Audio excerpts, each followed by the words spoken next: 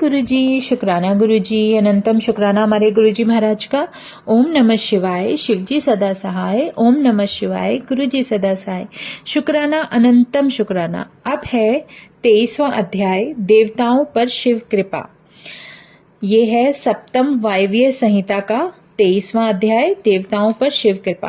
उसके बाद वीरभद्र जी के संकेत से गणों ने सभी देवता बांध लिए। उन देवताओं को दुख में पड़ा हुआ देखकर ब्रह्मा जी ने वीरभद्र जी से प्रार्थना की, हे वीरभद्र, आप इन देवताओं का अपराध क्षमा करें। देवता लोग अपने कर्मों का फल भली भांति पा चुके हैं। और ब्रह्मा जी के कथन को सुनकर वीरभद्र जी शांत हो गए। उनका क्रोध जाता रहा।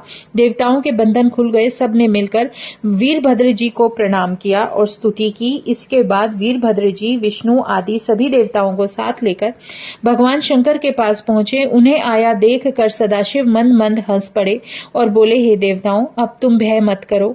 तुम लोग तो मेरी ही संतान हो। मैं तो तुम्हारे हित के लिए तुम्हें दंड देता हूं, क्रोध से नहीं। वायु बोले, हे ऋषियों। इस प्रकार शिव जी के प्रेम पूर्ण वचन सुनकर सभी देवता प्रसन्न हो गए। हाथ जोड़कर सदाशिव की स्तुतियां करने लगे।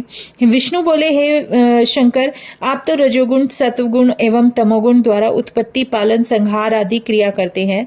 ब्रह्मा, विष्णु, रुद्र तो आपके ही स्वरूप है। आप सबके भीतर बाहर रहने वाले चराचर के स्वामी, विद्याओं के भंडार, अभिमानियों के मत को चूर्ण करने वाले, सब पर कृपा करने वाले हो। हम सभी लोग आपकी शरण में आए हैं, हमारे अपराध क्षमा करें। ब्रह्मा जी ने कहा, हे देवाधिदेव, आप तो दुखियों के दुख हरने वाले हो। इन दुखी देवताओं को सुखी करो। बहुत से देवताओं के शरीर युद्ध में छिन्न भिन्न हो चुके हैं और बहुत से मर भी चुके हैं। आप कृपा करें, सभी स्वस्थ हो जाएं और जीवित हो जाएं।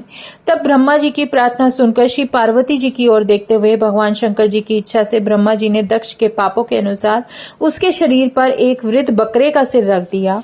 वह जीवित हो गया। उसने स्वयं शिव जी को बार बार प्रणाम किया और हाथ जोड़कर स्तुति करने लगा, हे जगत के स्वामी भगवान शंकर जी, आप मुझ पर कृपा करें, मेरे अपराध क्षमा करें।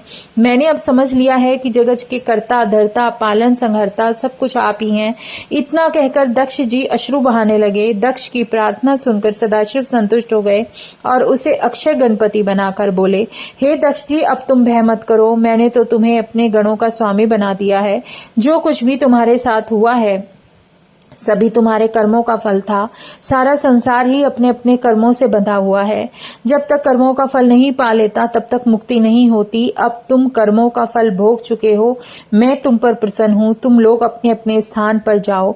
इतना कहकर भगवान शंकर श्री पार्वती जी के साथ अंतर ध्यान हो गए और ब्रह्मा, विष्णु आदि सब देवता वीरभद्र के पराक्रम का वर्णन करते हुए अपने अपने लोक में चले गए।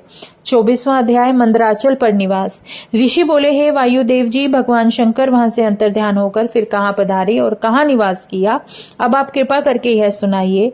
वायु बोले, हे मुनिजनों, सुनिए। मंदराचल पर्वत ने अपने ऊपर शिव पार्वती के निवास करने की इच्छा से कठोर तप किया था। भगवान शंकर अब उसकी कामना पूर्ण करने के लिए अपने गणों के साथ मंदराचल पर्वत पर पधारे और मंदराचल पर्वत अनेक मणियों से चमकता हुआ, अनेकों गुफाओं से शोभायमान, अति रमणीक हो रहा था। तब भी पार्वती के साथ भगवान शिव वहां निवास करके अनेकों लीलाएं करने लगे। इस प्रकार उन्हें बहुत सा समय गुजर गया। उस समय प्रजा बहुत बढ़ गई थी। उसमें शुंभ निशुंभ नाभ के 2 दानव पैदा हो चुके थे। अपने स्वार्थ के लिए इन दोनों ने कठोर तपस्या तथा ब्रह्मा जी को प्रसन्न कर लिया था। ब्रह्मा जी ने प्रत्यक्ष होकर उन्हें वर देने के लिए कहा।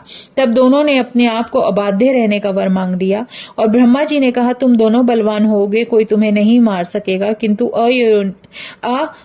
अयोनिज जन्म रहित जगदम्बा के अंश से उत्पन्न, जिसको किसी भी पुरुष का स्पर्श ना होगा, इस प्रकार की कन्या की अभिलाषा करोगे तभी तुम्हारी मृत्यु होगी।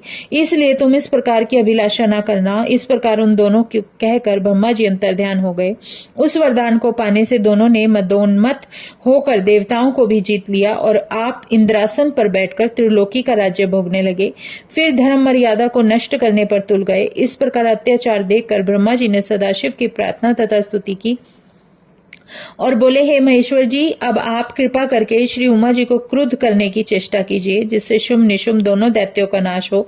यह सारा संसार अनेक अत्याचारों से दुखित हो रहा है। इनके नाश से संसार को सुख मिले। तब ब्रह्मा जी की प्रार्थना करने पर भगवान शंकर हंसे, फिर स्त्रियों की बुराई करने लगे। तब तो श्री उमा देवी क्रोध से भड़क उठी, बोली कि क्योंकि आप नारी ही थी और उनका द्वारा नारिकल मतलब जो उनके द्वारा जो तो नारिकुल उत्पन्न हुआ था। तो भगवान शंकर से बोली, हे देवाधिदेव, मेरे से उत्पन्न हुए स्त्री कुल से मालूम होता है कि आप अप्रसन्न हैं। यदि ऐसा है तो आप इतना समय मेरे साथ किस प्रकार निकाल सके हो? मुझे पहले क्यों नहीं जताया गया? यदि मेरे साथ प्रेम नहीं था तो फिर विलास क्यों करते रहे? फिर भी आप नारी निंदक हैं तो मैं इस शरीर को त्याग देती हूँ, किसी दूसरे कुल में पैदा हो जाऊंगी। वायु बोले, हे मुनियो, इतना कहकर जगत जननी उठी और तप करने का निश्चय कर लिया। फिर भगवान शंकर जी को संदेह हो गया कि हमारा प्रेम भी नष्ट होने वाला है। तब शंकर जी नम्रता के साथ बोले, हे देवी जी, तुम किस प्रकार की बातें कर रही हो? मेरे आशय को समझे बुझे बिना आप किधर जा रही हो? सारे संसार का मैं पिता हूं और तुम माता हो। तुम मेरे संयोग से तो यह संसार पैदा है, काम द्वारा नहीं। इस काम ने मुझे साधारण देवता समझकर कुछ बाधा पहुंचाई थी।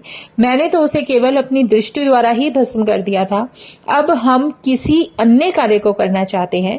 यह कार्य केवल आपके क्रोध द्वारा ही पूर्ण हो सकता है। मैं तो आपके प्रेम के वशीभूत हूँ, आप संदेह ना करें। श्री उमा जी बोली, हे स्वामिन, मैं आपको सभी बातें जानती हूँ।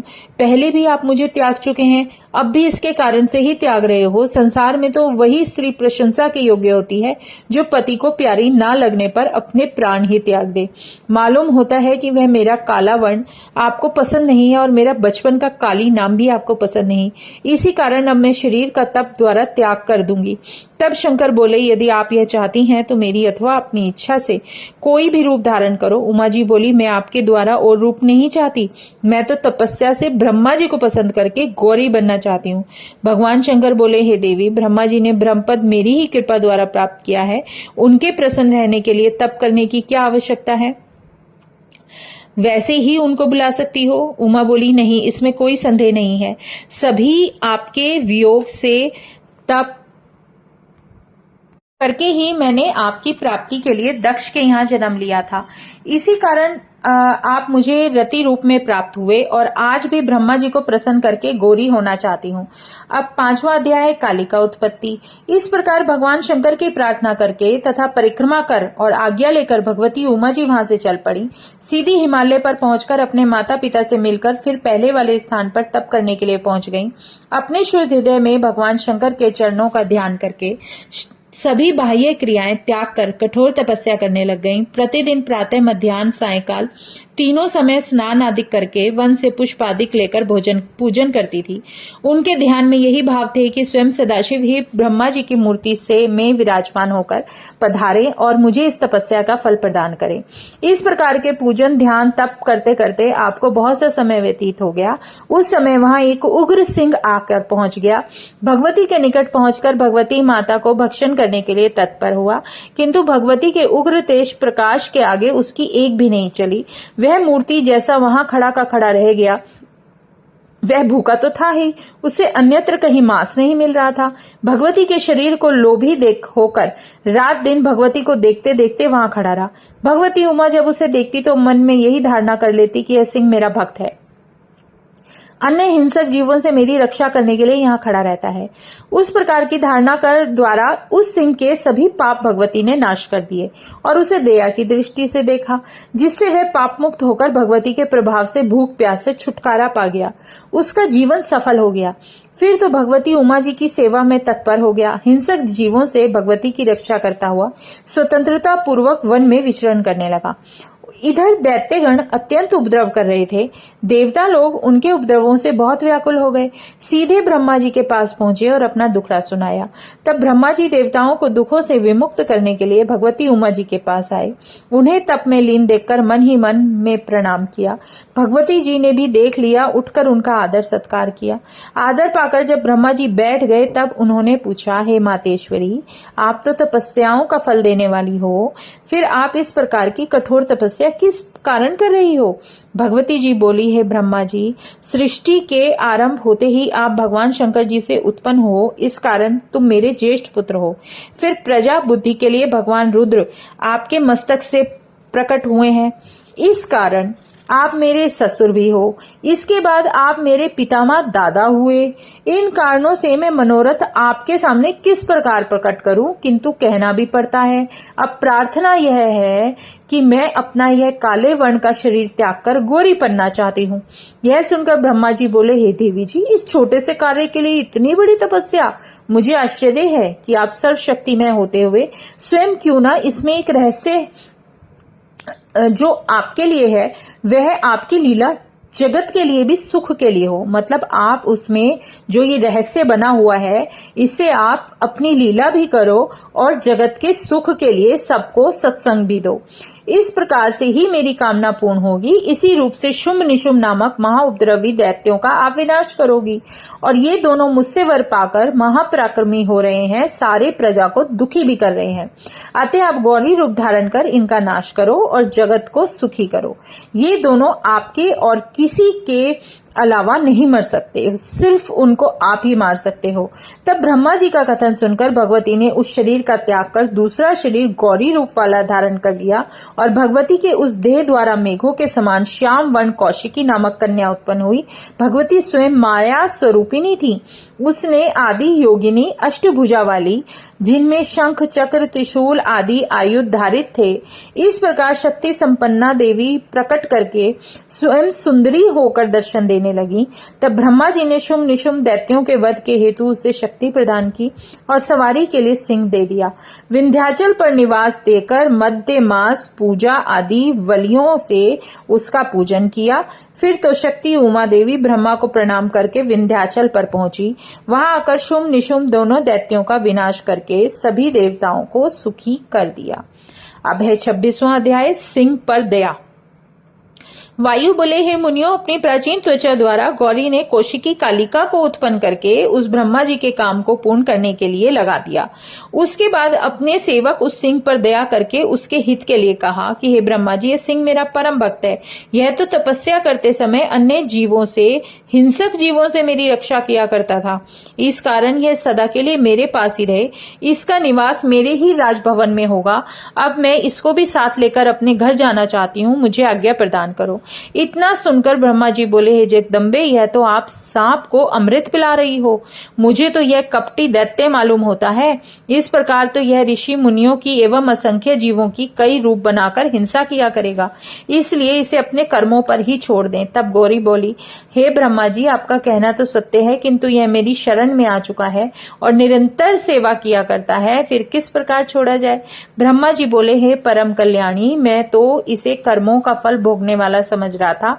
मुझे मालूम नहीं था कि यह आपकी भक्ति के रंग में रंग चुका है और आपका परम भक्त है। यदि ऐसा है तो फिर निष्पाप है, इसका परम सेवा पात्र है। और वायुदेव बोले, ब्रह्मा ऐसा कहकर वहां से अंतर ध्यान हो गए। और उसके बाद श्री गौरी देवी जी अपनी माता पिता के यहाँ होकर सिंह को साथ लिए मंदराचल पर्वत पर भगवान शंकर के पास पहुंच गईं। जय गुरु जी, शुक्राना गुरु जी। अब सप्तम वायव्य संहिता के 26 अध्याय पूरे हो चुके हैं। जय गुरु जी, शुक्राना गुरु जी, अनंतम शुक्राना हमारे गुरु जी महाराज का। ओम नमः शिवाय। शिव जी सदा सहाय। ओम नमः शिवाय। गुरु जी सदा सहाय। शुक्राना, अनंतम शुक्राना।